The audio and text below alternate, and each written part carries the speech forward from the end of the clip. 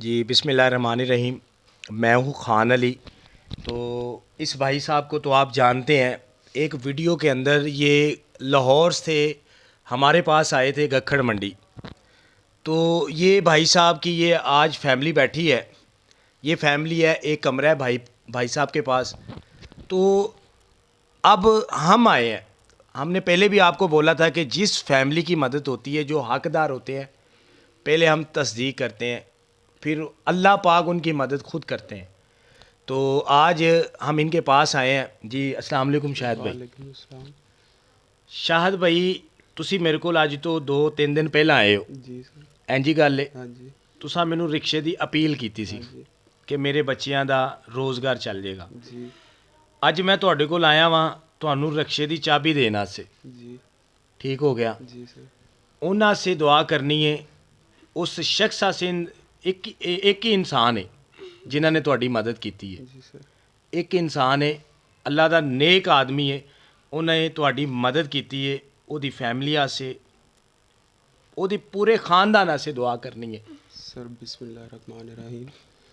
ਮੈਂ ਜਿਸ ਇਨਸਾਨ ਨੇ ਵੀ ਮੇਰੀ ਮਦਦ ਕੀਤੀ ਹੈ, ਮੇਰੇ ਬੀਵੀ ਬੱਚਿਆਂ ਦਾ ਰਿਜ਼ਕ ਹਲਾਲ ਕਮਾਉਣ ਜੋਗਾ ਮੈਨੂੰ ਕੀਤਾ ਹੈ, ਅੱਲਾਹ ਤਾਲਾ ਉਹਨਾਂ ਨੂੰ ਹੱਜ ਕਰਾਵੇ, ਉਮਰਾ ਕਰਵਾਵੇ ਔਰ ਅੱਲਾਹ ਤਾਲਾ ਉਹਨਾਂ ਨੂੰ ਬਹੁਤ ਜ਼ਿਆਦਾ ਸਾਰਾ ਰਿਜ਼ਕ ਦੇਵੇ। ਮੈਂ ਬਹੁਤ ਜ਼ਿਆਦਾ ਪਰੇਸ਼ਾਨ ਸੀ ਆਪਣੇ ਘਰ ਦੇ ਵਿੱਚ, ਅਤੇ ਮੈਂ ਬਹੁਤ ਜ਼ਿਆਦਾ ਉਹਨਾਂ ਲਈ ਦੁਆ ਕਰਾਂਗਾ।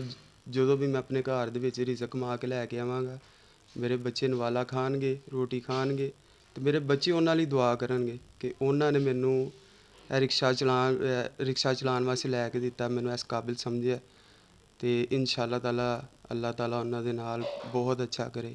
ਜੀ ਆਮੀਨ ਸੁਮਾ। ਜੀ ਮੇਰੀ ਭੈਣ, जी भाई।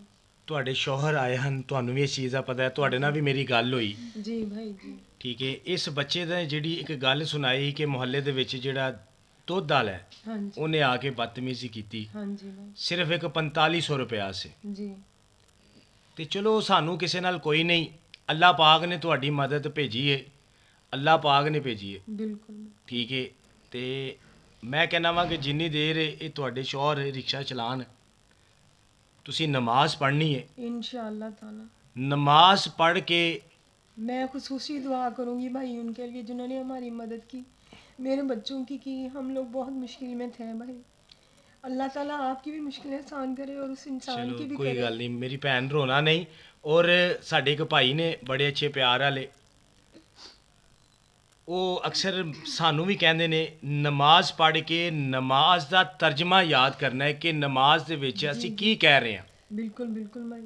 ਅਸੀਂ ਨਮਾਜ਼ ਪੜ੍ਹ ਕੇ ਉਹਦਾ ਜਿਹੜਾ ਤਰਜਮਾ ਹੈ, ਅਸੀਂ ਨਮਾਜ਼ ਦੀ ਯਾਦ ਕਰਕੇ ਉਹਦਾ ਜਿਹੜਾ ਤਰਜਮਾ ਹੈ ਉਹ ਵੀ ਯਾਦ ਕਰਨਾ ਹੈ ਕਿ ਅੱਲਾਹ ਪਾਕ ਨੂੰ ਅਸੀਂ ਕੀ ਕਹਿ ਰਹੇ ਹਾਂ। जी ਠੀਕ ਹੈ। ਤੇ ਇਹ ਤੁਹਾਡੇ ਸਾਰੇ ਬੱਚਿਆਂ ਤੇ ਇਹ ਗਿਫਟ ਹੈ ਰਿਕਸ਼ਾ। बहुत मेहरबानी अल्लाह ताला भाई उनको ज़्यादा दे जिन्होंने हमारी मदद की। अल्लाह ताला उनको हमेशा सलामत रखे, इस दुनिया में आबाद रखे, उनके बच्चों को भी, उनके वालदैन को भी, सब कोई, और आप लोगों को भी अल्लाह ताला तरक्की और तंदुरुस्ती अता करे भाई कि आप लोगों ने हमारी मदद की। अल्लाह ने की है, हमने नहीं की। अल्लाह पाक ने ਤੁਹਾਡੀ बेशक ਇਹ अल्लाह ने मदद किया, भेजी लेकिन है। वसीला आप लोगों को ठीक बनाया है। हमारे लिए। ਅੱਲਾਹ ਪਾਕ ਨੇ ਦੇਖੋ ਜੀ ਮਦਦ ਕੀਤੀ ਹੈ। ਸਹਾਰਾ ਬਣੋ ਦੇ ਕੋਲ ਜਿਹੜਾ ਵੀ ਕੋਈ ਆਂਦਾ ਹੈ ਨਾ, ਉਹਦੀ ਮਦਦ ਹੁੰਦੀ ਹੈ।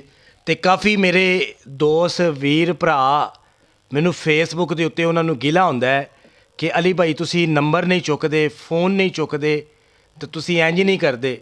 ਯਾਰ ਇੱਕ ਦਿਹਾੜੀ ਦੇ ਵਿੱਚ 10,000 ਬੰਦਾ ਮੈਨੂੰ ਫੋਨ ਕਰਦਾ ਸਿਰਫ ਮਦਦ ਲੈਣ ਵਾਸਤੇ। ਭਾਈ ਮੇਰੇ ਕੋਲ ਇੰਨੇ ਵਸਾਇਲ ਨਹੀਂ ਹੈ। ਮੇਰੇ ਕੋਲ ਤਾਂ ਇੱਥੋਂ ਤੱਕ ਆਪਣੀ ਗੱਡੀ ਵੀ ਨਹੀਂ ਹੈ, ਕਨਵੇਸ ਵੀ ਨਹੀਂ ਹੈ।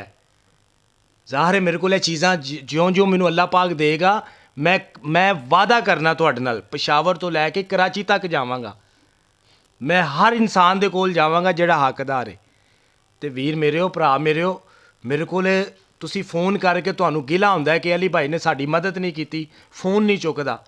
ਅਤੇ ਭਾਈ ਹੁਣ 10,000 ਬੰਦਾ ਲੈਣ ਵਾਲਾ ਮੇਰੇ ਕੋਲ। ਦੇਣਾ ਤੇ ਅੱਲਾਹ ਪਾਕ ਨੇ ਮਦਦ ਕਰਨੀ ਹੈ।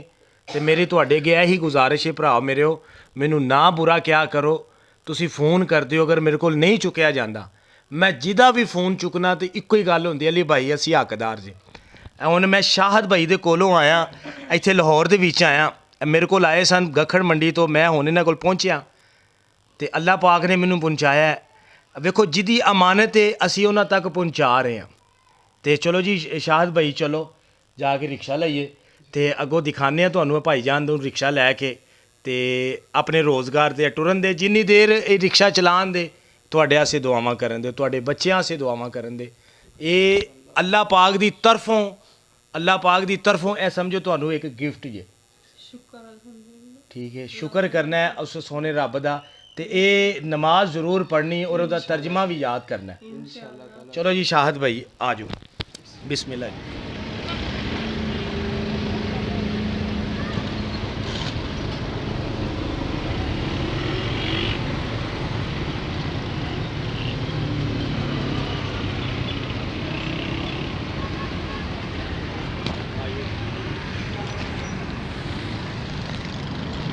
अच्छा जी भाईजान है जी सर। ਹੁਣ ਤੇ ਖੁਸ਼ ਹੋਈਓ। जी सर मैं बहुत ज़्यादा खुश हाँ। मैं ਖੁਦਕੁਸ਼ੀ ਕਰਨ ਲਈ ਜਾ ਰਿਹਾ ਸੀ ਤੇ ਸਹਾਰਾ ਬਣੋ ਦੀ ਟੀਮ ਨੇ ਮੈਨੂੰ ਨਵੀਂ ਜ਼ਿੰਦਗੀ ਦਿੱਤੀ ਹੈ ਔਰ ਮੈਂ ਆਪਣੀ ਖੁਸ਼ੀ ਬਿਆਨ ਨਹੀਂ ਕਰ ਸਕਦਾ। ਮੈਂ ਦੁਨੀਆ ਤੇ ਆ ਗਿਆ ਦੁਬਾਰਾ ਆਪਣੇ ਬੱਚਿਆਂ ਦਾ ਰਿਜ਼ਕ ਕਮਾਵਾਂਗਾ ਇਹ ਤੋਂ ਔਰ ਜਿਨ੍ਹਾਂ ਨੇ ਮੈਨੂੰ ਗੱਡੀ ਲੈ ਕੇ ਦਿੱਤੀ ਹੈ ਮੈਂ ਉਹਨਾਂ ਦਾ ਸ਼ੁਕਰਗੁਜ਼ਾਰ ਹਾਂ, ਖਾਸ ਕਰਕੇ ਸਹਾਰਾ ਬਣੋ ਦੀ ਟੀਮ ਦਾ ਅਲੀ ਭਾਈ ਢਾਡਾ। ਮੇਰੇ ਦੇਖੋ ਭਾਈਜਾਨ ਨੇ ਇਹ ਜਿਨ੍ਹਾਂ ਨੇ ਵੀ ਤੁਹਾਨੂੰ ਹੁਣ ਕਰਾ ਕੇ ਦਿੱਤਾ ਹੈ ਕੰਮ ਸਾਰਾ ਰੋਜ਼ਗਾਰ, ਸਰ ਮੈਂ ਉਹਨਾਂ ਵਾਸਤੇ ਤੁਸੀਂ ਜਿਹੜਾ ਹੈ ਨਾ ਦੁਆ ਕਰਨੀ ਹੈ। ਇਹ ਚਾਬੀ ਗੱਡੀ ਦੀ ਫੜੋ, ਇਹ ਭਾਈਜਾਨ ਇਹ ਕਾਗਜ਼ ਨੇ ਗੱਡੀ ਦੇ, ਠੀਕ ਹੈ, ਇਹ ਕਾਗਜ਼ ਨੇ ਇਸ ਭਾਈਜਾਨ ਦੇ ਗੱਡੀ ਦੇ। ਇਹ ਭਾਈਜਾਨ ਲਾਹੌਰ ਸ਼ਹਿਰ ਦਾ ਸੀ, ਭਾਈਜਾਨ ਜਿਵੇਂ ਸਾਡੇ ਕੋਲ ਆਇਆ ਇਹ ਅੱਲਾ ਨੇ ਕੀਤਾ, ਜੋ ਕੀਤਾ ਅੱਲਾ ਨੇ ਕੀਤਾ। ਤੇ ਮੇਰੀ ਕੋਸ਼ਿਸ਼ ਹੈ ਕਿ ਮੇਰੇ ਕੋਲ ਜਿੰਨਾ ਹੋ ਸਕੇ ਮੈਂ ਇੰਜ ਦੇ ਅਫਰਾਦ ਦੀ ਮਦਦ ਕਰਾਂ, ਮੇਰਾ ਸਾਥ ਜ਼ਰੂਰ ਦੇਵੋ। ਇੰਜ ਦੇ ਹੋਰ ਵੀ ਬੜੇ ਲੋਕ ਨੇ। ਜੀ ਮੈਂ ਬਹੁਤ ਜ਼ਿਆਦਾ ਖੁਸ਼ ਹਾਂ ਸਰ। ਅੱਲਾ ਤੁਹਾਨੂੰ ਜ਼ਿੰਦਗੀ ਦੇ, ਸਿਹਤ ਦੇ, ਆਪਣੇ ਬੱਚਿਆਂ ਦਾ ਤੁਸੀਂ ਰਿਜ਼ਕ ਕਮਾਓ ਔਰ ਅੱਲਾ ਦਾ ਨਾਮ ਲੈ ਕੇ ਸਵੇਰ ਨਿਕਲੋ। ਨਮਾਜ਼ ਪੜ੍ਹਨੀ ਹੈ, ਠੀਕ ਸਰ, ਔਰ ਨਮਾਜ਼ ਦਾ ਤਰਜਮਾ ਵੀ ਯਾਦ ਕਰਨਾ ਹੈ, ਠੀਕ ਹੈ ਸਰ। ਠੀਕ ਹੈ। ਤੇ ਇੰਜ ਦੇ ਕਾਫੀ ਲੋਕ ਨੇ, ਇੰਜ ਦੇ ਕਾਫੀ ਅਫਰਾਦ ਨੇ ਜਿਹੜੇ ਇਸ ਟਾਈਮ ਕਾਫੀ ਬੇਰੋਜ਼ਗਾਰ ਨੇ, ਜਿਹੜੇ ਖੁਦਕੁਸ਼ੀਆਂ ਕਰਨਾ ਚਾਹ ਰਹੇ ਨੇ। ਤੇ ਮੇਰਾ ਮਿਸ਼ਨ ਹੈ ਕਿ ਇੰਜ ਦੇ ਅਫਰਾਦਾਂ ਨੂੰ ਕਾਰੋਬਾਰ ਕਰਾ ਕੇ ਦਿੱਤਾ ਜਾਏ। ਅੱਜ ਦੇਖੋ ਇਸ ਬੰਦੇ ਦਾ ਰੋਜ਼ਗਾਰ ਬਣ ਗਿਆ, ਆਪਣੇ ਬੱਚਿਆਂ ਦੀ ਕਫਾਲਤ ਕਰੇਗਾ ਔਰ ਆਪਣੇ ਬੱਚਿਆਂ ਨੂੰ ਰਿਜ਼ਕ ਕਮਾ ਕੇ ਦੇਗਾ।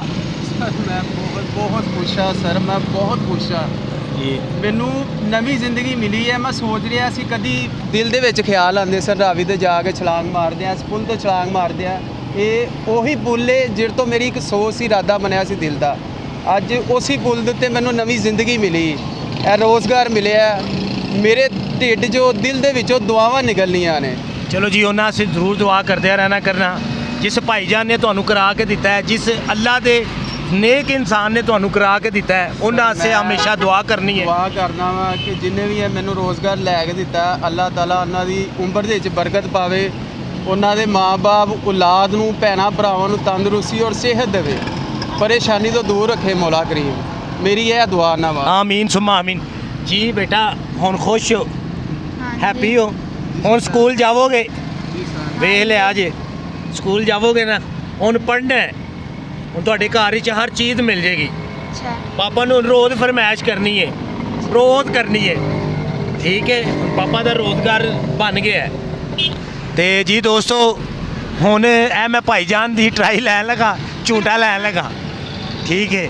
ਤੇ ਭਾਈਜਾਨ ਹੁਣ ਮੈਨੂੰ ਵੀ ਥੋੜੀ ਜਿਹੀ ਸੈਰ ਕਰਾਓ। ਲਾਹੌਰ ਤੁਹਾਡੇ ਆਏ ਆ, ਥੋੜੀ ਜਿਹੀ ਸੈਰ ਕਰਾਓ।